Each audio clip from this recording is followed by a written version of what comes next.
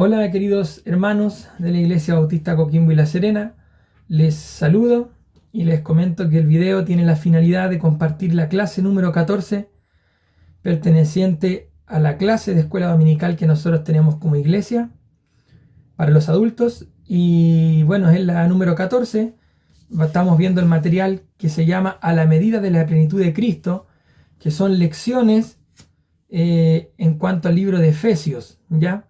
Así que si me pueden acompañar a Efesios capítulo 5, vamos a ver desde el 1 al 14.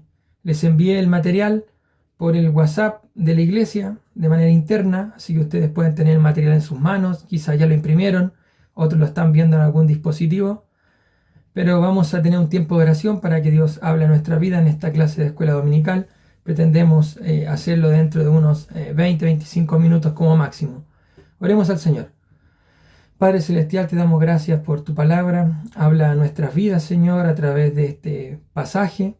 Ayúdanos a poder aprender como clase de adultos, aprender más de tu palabra, para poder ser de bendición para todos aquellos que nos rodean. Abre nuestro corazón para poder aplicar estos principios de tu palabra a nuestras vidas. En nombre de Jesús oramos. Amén. Bueno, a manera de introducción, el apunte dice que en Efesios 4, del 25 al 32, se presentaban algunas características del viejo hombre y del nuevo hombre. Ahora Pablo continúa enseñando en qué consisten estas diferencias, ¿ya? Yo, aparte, en una hojita hice dos columnas, en una columna puse nuevo hombre y el otro viejo hombre, y pude resumir algunas características del viejo hombre y del nuevo. El nuevo hombre puse vive a la justicia, santidad y verdad. Así vive el nuevo hombre. También desecha la mentira. También no da lugar al diablo. También el nuevo hombre tiene misericordia y es una persona que perdona. En contraste, el viejo hombre es una persona que hurta, que roba, es una persona que usa palabras, salen palabras corrompidas de su boca, se enoja con facilidad y peca en ese enojo. También el viejo hombre contrista al Espíritu Santo y ese viejo hombre no está dispuesto a perdonar. Eso en cuanto a la introducción. Si usted quiere leer después el pasaje en Efesios 4, 25 al 32. Pero hoy vamos a ver Efesios 5, del 1 al 14. Entonces Pablo dejó en claro cuáles son estas diferencias en la lección anterior, ¿ya? Pero hoy tenemos que ver atentamente el capítulo 5, del 1 al 14. Y vamos a leer lo que dice el versículo 1 y 2. Efesios 5, 1 y 2. Si me puede acompañar. Sed pues imitadores de Dios como hijos amados, andar en amor, como también Cristo nos amó y se entregó a sí mismo por nosotros, ofrenda y sacrificio a Dios en olor fragante. En el apunte aparece una pregunta. ¿En cuáles dos maneras debemos imitar a Dios? Ya según este versículo. También dice el apunte que tenemos que leer el 4:32. El 4:32 dice: antes sed benignos unos con otros, misericordiosos, perdonándonos unos a otros, como Dios también os perdonó a vosotros en Cristo. Y después dice, ¿cierto? Sed pues imitadores de Dios como hijos amados, y andad en amor como Cristo también os amó y se entregó a sí mismo. Por lo tanto, la pregunta es, ¿en cuáles dos maneras debemos imitar a Dios? Según estos pasajes, según Efesios 5, 1 y 2, yo puse aquí como respuesta, y creo que usted va a concordar con lo mismo, en la manera de amar, ¿no? En la manera de amar, porque en la manera que nosotros amemos, como Dios nos enseñó a amar, va a haber en nuestra vida también la forma en la cual nosotros vamos a poder perdonar. En dos cosas, en la manera de amar y en la manera de perdonar. En estas cosas nosotros debemos de imitar siempre a Dios. Ahora el punto B dice, ¿cómo manifestó Dios el amor? Según el versículo 2. Versículo 2 dice, y se entregó a sí mismo por nosotros, ofrenda y sacrificio a Dios en olor fragante. Entonces, ¿cómo manifestó Dios su amor? Según este pasaje, puse como respuesta en que su Hijo, Jesucristo, se entregó a sí mismo en sacrificio por cada uno de nosotros. Eso para Dios fue una ofrenda en olor grato, ¿no? En el Antiguo Testamento podemos ver en Levítico aquellas ofrendas de olor grato que agradaban a Dios, y podemos ver la ofrenda de holocausto, podemos ver la ofrenda de paz, ¿cierto? Y podemos ver asimismo también la ofrenda del grano y de la harina en Levíticos 2. Por lo tanto, esas ofrendas eran de olor grato, no así otras ofrendas que tenían que ver directamente con el pecado del pueblo. Pero Jesucristo se entregó como una ofrenda. Así Dios manifestó el amor hacia cada uno de nosotros, en que su propio Hijo se sacrificó por nosotros, por cada uno de nuestros pecados. Dios mostró el amor de esa manera. El C dice, entonces, ¿de qué maneras prácticas podemos manifestar el amor hacia otros creyentes? Bueno, queridos hermanos, hay muchas formas en las cuales nosotros podemos practicar el amor o hacerlo práctico. Una es la entrega que nosotros tenemos que hacer hacia nuestro prójimo, nuestros hermanos, nuestros vecinos, familiares. Nosotros debemos de ayudar, nosotros debemos de visitar, podemos ofrendar una forma práctica, podemos hacer algún favor a algún vecino, ayudar a nuestros hermanos en la fe cuando tienen algún inconveniente. Hay muchas formas prácticas en las cuales nosotros podemos demostrar amor, ayudando, ¿no? Supliendo quizás necesidades materiales, pero también supliendo necesidades espirituales, emocionales. Muchas personas necesitan un mensaje, un abrazo, una llamada. Por lo tanto, hay muchas formas de demostrar el amor práctico, así como Cristo lo hizo, un amor que se entrega sin recibir nada a cambio. Ahora dice 2, lee atentamente los versículos 3 al 7. En estos versículos, todos los pecados mencionados pueden considerarse como la perversión del amor verdadero y varios se relacionan con la inmoralidad sexual. Versículo 3. Pero fornicación y toda inmundicia o avaricia ni aun se nombra entre vosotros como conviene a santo, ni palabras deshonestas, ni necedades, ni truhanerías que no convienen, sino antes bien con acción de gracias, porque sabéis esto, que ningún fornicario o inmundo o avaro que es idólatra tiene herencia en el reino de Cristo y de Dios.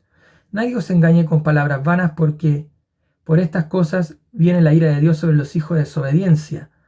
No seáis pues partícipes con ellos. Entonces podemos ver que se resume una lista, ¿cierto?, de pecados que tienen que ver con la perversión, ¿cierto?, sexual, con la inmoralidad, y está el ejemplo claro en estos versículos. Entonces, ¿qué aprendemos respecto a la forma de hablar del creyente? Versículo 3 y 4. Dice, pero fornicación y toda inmundicia ni aun se nombre entre nosotros. Por lo tanto, ¿qué aprendemos respecto a la forma de hablar de un creyente? En un creyente, querido hermano y hermana, no debiera existir pensamientos o palabras sucias, chistes oscuros, ¿cierto? Chistes negros, en los cuales nosotros, chiste doble sentido, podríamos decirlo, ni tampoco obscenidades. Por lo tanto, la Escritura dice en el 5.3 que ni aún se nombre entre vosotros como conviene a santos. Entonces, respecto a la forma de hablar, nosotros no debemos ni reírnos de las obscenidades que dicen otros, no debemos contar chistes sucios, no debemos hablar cosas necias, porque dice que tampoco tiene que haber necedades, tampoco tiene que haber palabras deshonestas, que quiere decir obscenidades, ni truhanerías, que quiere decir vulgaridades. Por lo tanto, nuestra forma de hablar tiene que ser cristiana con todas sus letras, y no podemos nosotros, digamos, hablar perversiones. ¿Qué daño causan los chistes con temas sexuales, el vocabulario soez, ya que es un vocabulario vulgar, y la participación en conversaciones que traten de pecados sexuales de otros? ¿Qué daño causan hablar o escuchar estos chistes sucios o hablar vulgarmente? Nosotros podemos decir que lo único que hacemos cuando escuchamos cosas sucias o cuando compartimos chistes doble sentido, lo único que hacemos, queridos hermanos y hermanas, es pervertir nuestra propia mente. Lo que hacemos nosotros es modificar nuestra moral, salir de la santidad a la que Dios ha demandado. Y también alimentamos los deseos carnales, ¿no?, que batallan en nuestro cuerpo, en nuestra alma. Por lo tanto, podemos entender que nosotros no debemos de participar de chistes o temas sexuales, ni siquiera contar ciertos pecados sexuales de otros, porque eso va a pervertir y nuestra propia mente. ¿Por qué exige Pablo elevar acciones de gracia en contraste con los pecados sexuales? La Escritura dice, sino antes bien con acciones de gracia, dice el versículo 4. O sea, en vez de hablar obscenidades, en vez de prestar oído a eso, dice, antes bien con acciones de gracia. Bueno, las acciones de gracia a las cuales Dios se refiere son expresiones abiertas, ¿ya? Expresiones abiertas y edificantes. Eso es lo que nosotros debemos de hablar. Y eso realmente es lo que agrada al Señor. El punto D. ¿De qué manera enfatiza Pablo la gravedad de estos pecados? ¿Ya? ¿De qué manera enfatiza la gravedad de estos pecados? Fíjense que estos pecados de inmoralidad, que tienen que ver con el habla, con el chiste sucio, con la mente pervertida, Pablo le da una gravedad en la escritura. En el versículo 5 al 7 dice: porque sabéis esto, que ningún fornicario o inmundo o avaro que es idólatra tiene herencia en el reino de Cristo y de Dios. Nadie os engañe con palabras vanas, porque por estas cosas la ira de Dios viene sobre los hijos de desobediencia. No seáis pues participantes con ellos. Entonces, ¿por qué Pablo enfatiza la gravedad? Porque son conductas de un no creyente, son conductas que no son de un hijo de Dios. Son demasiado graves estos pecados, también por su consecuencia, pero la Escritura dice que la ira de Dios caerá sobre los hijos de desobediencia que viven en inmoralidad, que practican inmoralidad y que hablan inmoralidad. Por lo tanto, Pablo enfatiza que son pecados de suma gravedad y no debieran existir en un creyente, ¿ya? Avanzando con el material, ya vamos al punto número 3, que dice: lee atentamente los versículos 8 al 14. ¿Qué dicen los versículos 8 al 14? Porque en otro tiempo erais tiniebla, mas ahora sois luz en el Señor, andad como hijos de luz. Porque el fruto del Espíritu es en toda bondad, justicia y verdad, comprobando lo que es agradable al Señor.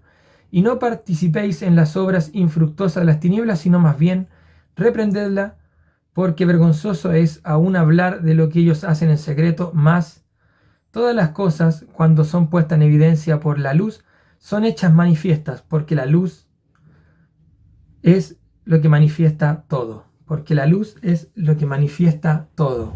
Bueno, y el 14, por lo cual dice: despierta tú que duermes, y levántate de los muertos, y te alumbrará Cristo. ¿No? Referente a se refiere a Isaías 6.1. Pero aquí dice, en el punto 3a de nuestro material, dice: ¿por qué la luz y las tinieblas son una buena manera de distinguir entre dos clases de conducta? Para responder, considere las características y cualidades de la luz y las tinieblas. Literalmente hablando, las luz y las tinieblas son cosas sumamente diferentes. Cuando uno prende la luz, la tiniebla se disipa, la tiniebla desaparece, ¿no? Y cuando uno saca la luz, obviamente las tinieblas inundan todo el lugar. Entonces literalmente son cosas opuestas, y una cosa, digamos, ilumina a lo otro. Por lo tanto, no hay tinieblas cuando hay luz. Pero espiritualmente hablando, ¿no? Nosotros los cristianos somos algo opuesto a las tinieblas, porque somos hijos de luz. Lo dice la misma escritura ahí en el versículo 8. Ahora soy luz, en otro tiempo éramos tinieblas. Entonces, por lo tanto, la luz y las tinieblas son tan opuestas como la palabra de Dios es opuesta, ¿cierto?, al enemigo, el diablo, y al pecado. La luz de la palabra de Dios manifiesta todo, dice la Escritura. Saca a la luz el pecado, y la luz es la verdad. La palabra de Dios es la verdad. Por lo tanto, son cosas muy opuestas, y nosotros somos muy opuestos a las tinieblas. Por lo tanto, nuestro comportamiento debe ser en verdad, en luz y en santidad. El punto B del 3, acá dice, según los versículos 8 al 12, ¿cuáles son las características de un nuevo hombre? ¿Cuáles son las características de un nuevo hombre? Desde el 8 al 12, que es lo que acabamos de leer. Bueno, dice: porque en otro tiempo erais luz, ¿no? Yo puse acá como respuesta, según estos versículos, ¿cuáles son las características de un nuevo hombre? Primero, que anda en luz, ¿ya? Vive a la luz de la palabra. Por lo tanto, respeta lo que es la palabra y vive a la luz y a los designios de la palabra. Pero también da fruto, porque el pasaje dice: porque el fruto del Espíritu es en toda bondad, justicia y verdad. Por lo tanto, da fruto el nuevo hombre. Es fruto de bondad, da fruto de bondad, da fruto de justicia, de vivir a la justicia de Dios, y también da fruto de vivir en verdad, ¿no? Pero también el nuevo hombre no practica o no participa de las obras infructuosas de las tinieblas. Dice el versículo 11, y no participéis de las obras infructuosas de las tinieblas, sino más bien reprendedlas. O sea que no solamente no practica, sino que las reprende, las rechaza. Esas son las actitudes de un hombre nuevo, ¿no? Y como el pasaje de hoy habla de cómo mantener esta pureza, ¿ya? Yo creo que el pasaje clave es el versículo 3. Hay una aplicación también en nuestro apunte. Lo último como aplicación hace preguntas que son súper como para que nosotros nos vayamos examinando. Y dice, ¿cómo nos enseña este pasaje dos diferencias o dos diferentes significados del amor? ¿Qué pasaje? Haga un contraste entre el 2 y el 3, versículo 2 y versículo 3. Efesios 5:2 dice, y andad en amor como Cristo nos amó y se entregó a sí mismo por nosotros, ¿no? El 3 dice, pero fornicación y toda inmundicia ni aun se nombra entre nosotros. Entonces, ¿cómo podemos hacer un contraste? ¿Ya? Bueno, yo lo hice así. Este contraste es así. Es amar a Dios y vivir como una ofrenda que le agrade a Dios, o en contraste es amar el placer carnal de nuestro cuerpo, ¿no? Ese es el contraste entre el versículo 2 y 3. O amamos a Dios y vivimos vida santa, o amamos el pecado y satisfacemos nuestro deseo carnal. Por lo tanto, nosotros como cristianos tenemos que decidir qué hacer con nuestro cuerpo, con nuestra alma, y debemos decidir o vivimos vida santa como hijo de Dios, que es lo correcto, o vivimos en ese pecado que va a destruir nuestra vida. Entonces le animo a que nosotros podamos aplicar esta palabra y que no exista fornicación ni inmundicia en nuestra vida, porque eso, ¿cierto? Dice la Escritura, no conviene a santos. Otra pregunta, ¿qué tentación sexual enfrentamos en la actualidad? Muy buena pregunta. Muchas tentaciones enfrentamos en la actualidad, ¿no? Está refiriéndose a una tentación sexual. Muchas veces enfrentamos día a día en los colegios para los más jóvenes y nosotros los adultos en los trabajos, en la televisión, en el cine, en la calle, en cualquier lugar nos vemos bombardeados por un contenido sexual, ¿cierto? Que ataca y que tienta para que nosotros caigamos en el pecado. Entonces, en la actualidad enfrentamos muchas tentaciones de índole sexual. Tercera pregunta aplicable. ¿Por qué la pornografía no conviene y es contraproducente aún en los casados? Muy buena pregunta. ¿Por qué la pornografía no conviene y es contraproducente aún en los casados? ¿No? Algunos dirán, pero ya me casé, quizás puedo ver algo de contenido, ¿cierto?, con mi esposa, pero eso va en contra de los designios y la palabra de Dios. ¿Por qué no conviene la pornografía? Porque primeramente la Biblia lo condena, ¿no? En la inmoralidad, lo podemos ver acá en el capítulo 5:3, ¿cierto? Pero también porque daña nuestra mente y nuestro cuerpo, pervierte, ¿cierto?, nuestra moral y va en contra de la santidad a la cual cada uno de nosotros como hijos de Dios fuimos llamados.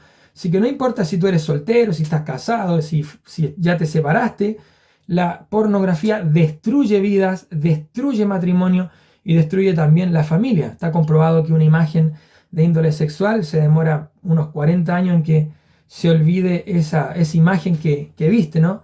Por lo tanto, es importante, ¿cierto?, no practicar este tipo de fornicación, que es pornografía. ¿Qué principios encontramos en estos pasajes que nos ayudan a vencer las tentaciones? Bueno, como respuesta, andar en amor hacia Dios y hacia los demás, ¿no? Debemos de vivir ese amor el cual Dios nos enseñó. Dios nos enseñó a amar. Dios nos enseñó a amarle a Él y Dios nos enseñó a amar a otros. Por lo tanto, debemos de andar en amor como hijos de luz, pero también andar en santidad. Estos son los principios que nos enseña este pasaje. Santidad personal. La Biblia dice acá, ni aún se nombra, o sea, no debería ni cruzarse por nuestra mente la inmoralidad, menos practicarla. Debemos andar en la luz y no vivir más en el pecado y en las tinieblas. Eso era parte del pasado. Dice, otra pregunta para aplicar. Al vivir en una sociedad que contamina y distorsiona todo lo que se trata de sexo, ¿cómo puede un cristiano crecer en actitudes y conductas santas y sanas respecto al sexo?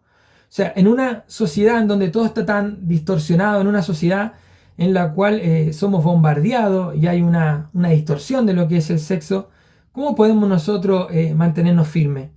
Bueno, primeramente, queridos hermanos, hay que informarse de lo que es el sexo a la luz de la palabra, ¿no? De la palabra de Dios.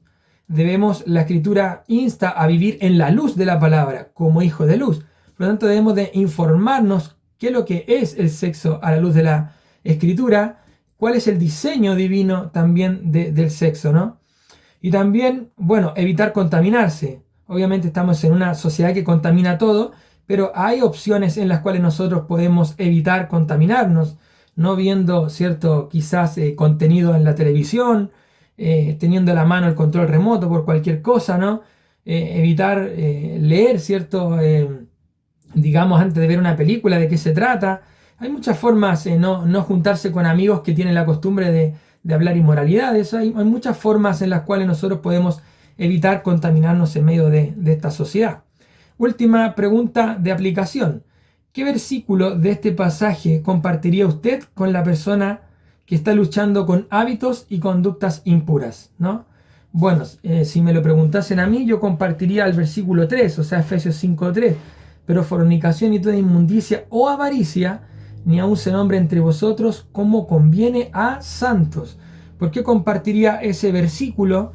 Porque encuentro, cierto, que es un versículo muy claro en cuanto al tema, y porque habla directamente de la fornicación, que no se debe ni aún nombrar, ni aún tiene que pasar por nuestra mente, menos salir de nuestra boca, pero más que nada por la parte B del versículo que dice como conviene a santos. Entonces, si una persona está luchando, un creyente está luchando con alguna clase de tentación en el área sexual, recomendaría fortaleza en el Señor, orar mucho, ¿cierto? Para poder salir, nutrirse de la palabra de Dios, limpiar su corazón. ¿Con qué limpiará el joven su camino? Con guardar su palabra. Entonces, memorizar versículos, pero le compartiría yo este versículo porque dice que como conviene a santos. Nosotros somos llamados a la santidad. Nuestra posición en Cristo es santidad. Por lo tanto, nuestro estado en Cristo tiene que ir a la luz de nuestra posición, que es santos delante de Dios, ¿no? Por lo tanto, esto es lo que yo compartiría hacia alguien que lo necesita. Y bueno, eso es lo que, en referente a lo que toca en el material el día de hoy, a la medida de la plenitud de Cristo, lección número 14, cómo mantener la pureza. Así que eso es, queridos hermanos, les motivo a que puedan seguir, ¿cierto?, el canal de YouTube de nuestra iglesia, también así poder estar atentos a las transmisiones en vivo por Facebook.